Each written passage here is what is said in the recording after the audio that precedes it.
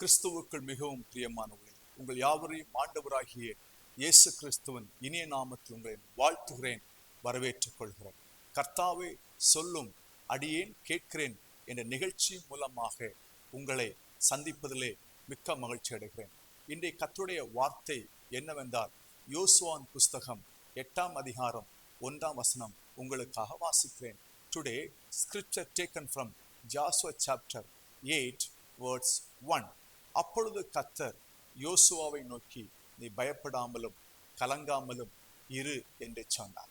அப்பொழுது கர்த்தர் யோசுவாவை நோக்கி, நீ பயப்படாமலும் கலங்காமலும் இரு என்று சொன்னார். ஹல்லேலூயா.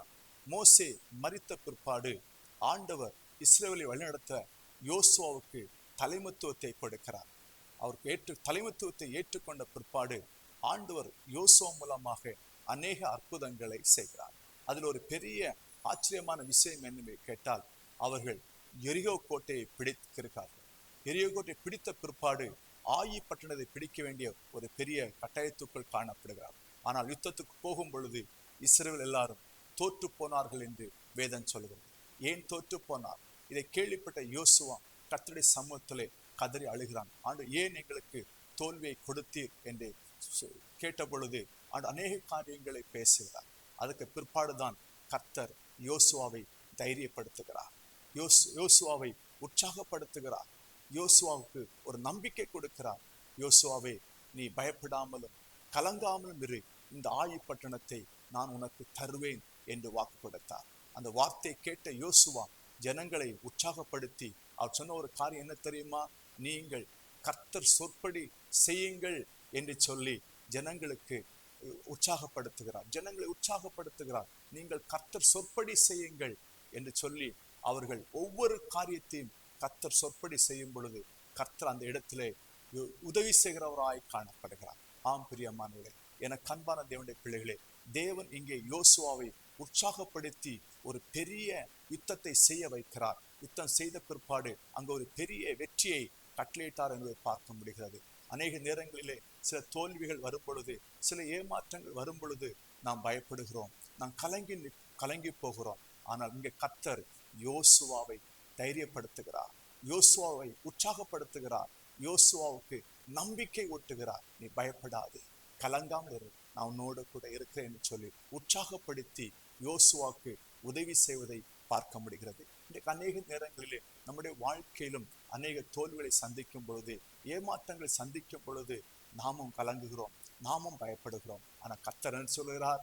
கர்த்தர் அவரை நேசிக்கிற பிள்ளைகளை, அவரால் தெரிந்து கொள்ளப்பட்ட பிள்ளைகளை கர்த்தர் ஒருபோதும் சோர்ந்து போக விடவே மாட்டார். அவர்களை உற்சாகப்படுத்துகிற தேவனாய் காணப்படுறார். ஒரு சமயம் எலியா அவர்கள் சோர்ந்து போய் சூறைச்செடியின் கீழே படுத்திருக்கிறார். அப்ப அவர் சொன்னார், நான் சாக வேண்டும் என்று மனதுக்குள்ளே அவர் எண்ணிக்கொண்டிருக்கும் பொழுது கர்த்தர் ஒரு தூதனை அனுப்பி எலியாவை தட்டி எழுப்பி அவனுக்கு ஆகாரத்தை கொடுத்து, நீ இங்கே படுத்திருக்க கூடாது, நீ செய்ய வேண்டிய காரியங்கள் அநேகமாயிருக்கிறது என்று சொல்லி ஆண்டவர் அவனை உற்சாகப்படுத்தி அவனை அனுப்புவதை பார்க்க முடிகிறது. ஆம், நம்முடைய ஆண்டவர் நம்மை உற்சாகப்படுத்துகிற தேவன், நமக்கு நம்பிக்கை கொடுக்கிற தேவன். நாம் நம்பிக்கை இழந்து போகும் பொழுது அவர் நம்பிக்கையின் தேவனாய் இருக்கிறார். நாம் சோர்ந்து போகும் பொழுது நம்மை சோர்ந்து போக பண்ண விடாமல் பலன் கொடுக்கிற தேவனாய் இருக்க என்பதை மறந்து விடக்கூடாது. ஒரு சமயம் தீமேத்தியு என்கிற ஒரு தேவ மனுஷன், அவன் ஒரு பயந்த சுவாமியுள்ள ஒரு மனுஷனாய் காணப்பட்டான். ஆனால் பவுல் என்ன சொல்கிற பாருங்கள், தேவன் நமக்கு பயமுள்ள ஆவியை கொடாமல் பலமும் அன்பும் தெளிந்த புத்தி உள்ள ஆவியை கொடுத்திருக்கிறார். ஆகையால் நீங்கள் செய்ய வேண்டிய காரியங்கள் உற்சாகத்தோடு செய்யுங்கள், பலத்தோடு செய்யுங்கள். கர்த்தருடைய காரியத்தை செய்வதிலே நீங்கள் சோர்ந்து போகக்கூடாது என்று சொல்லி அங்கே பவுல் தீமேத்தியை உற்சாகப்படுத்துவதை பார்க்க முடிகிறது. இன்றைக்கு அநேக நேரங்களிலே நம்மை சுற்றி இருக்கிற மக்கள் நாம் சோர்ந்து போகும் பொழுது கர்த்தருடைய பிள்ளைகளாக நீங்களும் அவளை உற்சாகப்படுத்த வேண்டும் என்று தேவன் உரைக்கிறார். ஹல்லேலூயா. நம்முடைய தேவன் உற்சாகப்படுத்துகிற தேவன், நம்முடைய தேவன் தைரியப்படுத்துகிற தேவன், நம்முடைய தேவன் நம்பிக்கை ஊட்டுகிற தேவன். ஹல்லேலூயா. கர்த்தருடைய பிள்ளைகளை ஒருபோதும் தேவன் கைவிட மாட்டார். பிரியமானவர்களே, ஏதாவது விஷயத்தில் நீங்கள் சோர்ந்து போயிருக்கிறீர்களா? நீங்கள் கலங்கி நிற்கிறீர்களா? நீங்கள் பயப்பட்டு இருக்கிறீங்களா? ஆண்டவர் சொல்கிறான், நீங்கள் பயப்படாமல் கலங்காமல் இருங்கள், நான் உன்னோடு கூட இருந்து உனக்காய் பெரிய காரியங்களை செய்வேன். கர்த்தருடைய சொற்படி செய்யும் பொழுது கர்த்தர் நமக்காக அநேக உதவிகளை அநேக வழிகளை கர்த்தர் திறந்து தருவார். நம் கண்களை மூடி ஜெபிக்கலாமா? தேவரே, நீ சகலத்தையும் செய்ய வல்லமையுள்ள தேவனாய் இருக்கிறேன். ஆம் சுவாமி, யோசுவா சோர்ந்து போன பொழுது நீர் அவனை உற்சாகப்படுத்தினீர் என்று வேதத்திலே படித்தோம். யோசுவாவை நோக்கி நீ பயப்படாமலும் கலங்காமலும் இரு என்று சொன்ன தேவன் இன்றைக்கும் ஆண்டு எத்தனையோ மக்கள் அநேக காரியங்களில் தோல்வியடைந்து சோர்ந்து போயிருக்கலாம். அப்பா ஆண்டவர், இன்றைக்கு நீ அவர்களை உற்சாகப்படுத்த வேண்டுமாக ஜெபிக்கிறோம். யோசுவாவை உற்சாகப்படுத்தின தேவன் இன்றைக்கும் ஆண்டவரை உம்முடைய பிள்ளைகளை உற்சாகப்படுத்தி இன்னும் பெரிய காரியங்களை செய்வதற்காக என் தேவன் பலப்படுத்த வேண்டுமாக ஜெபிக்கிறோம். நான் கர்த்தர், நான் மாறாதவன் சொன்னீரே, நான் உன்னை விலகுவதும் இல்லை, உன்னை கைவிடுவதும் இல்லை என்று சொன்னீரே.